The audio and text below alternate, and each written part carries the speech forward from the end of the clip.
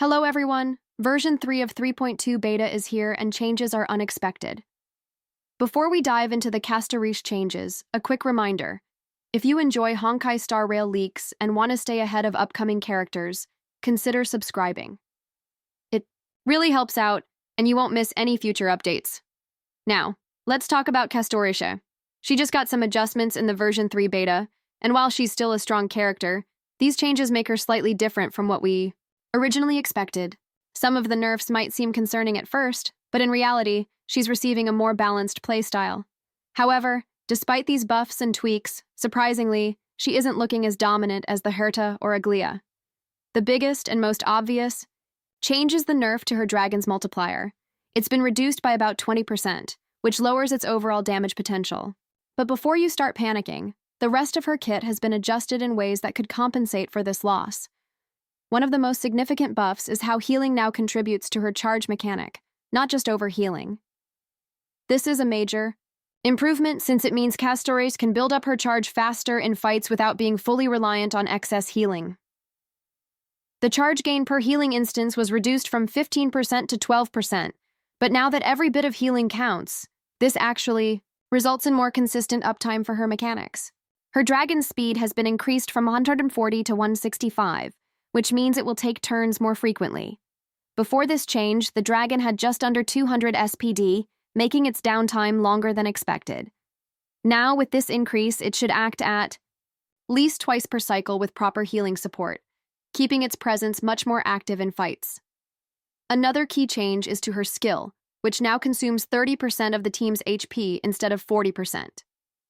This is a nice quality of life improvement because it makes HP management slightly easier, reducing the strain on healers while keeping her core mechanic intact. Combined with her new charge gain from healing, this helps smooth out her gameplay flow. Additionally, her bounce attack now deals one more toughness damage per hit, which isn't a game-breaking buff, but does improve her utility when breaking shields. Lastly, her dragon now deals more damage to enemies with lower HP, up to 40%. Extra damage when hitting targets at 30% HP. This means she has a pseudo-execution mechanic, making her stronger in prolonged fights as she helps clean up weakened enemies. So, what do these changes mean for her team compositions? Well, she still heavily relies on strong healers, and this patch makes pairing her with top-tier sustain units even more valuable. Hyacine, the upcoming 5-star Wind Remembrance healer, could be a perfect partner for her, especially since Hyacine excels at keeping HP-draining units alive. Other great healers include Luocha, who can provide constant healing and automatically top off Castorice's HP without much micromanagement, and Lingsha, who can sustain the whole team without any problem. In terms of team synergy, Castorice is shaping up to be one of the best damage dealers for HP-draining team comps, meaning she pairs well with units like Mayday and Blade. However, one surprising discovery from her beta performance is that she isn't looking as broken as some of the top-tier DPS units. When you compare Castorice to the Herta or Aglaea, she seems to fall slightly short in terms of raw output and flexibility. The Herta, for example, benefits from an incredibly powerful AoE attack playstyle that scales absurdly well in multi-targets, allowing her to rack up huge amounts of damage easily. Meanwhile, Aglaea, the first limited remembrance DPS 5-star, is shaping up to be a DPS powerhouse with a kit that seems more universally strong, without needing as much team-building consideration. Castorice, on the other hand, has a very specific team requirement. She needs constant healing to function properly, which limits her flexibility.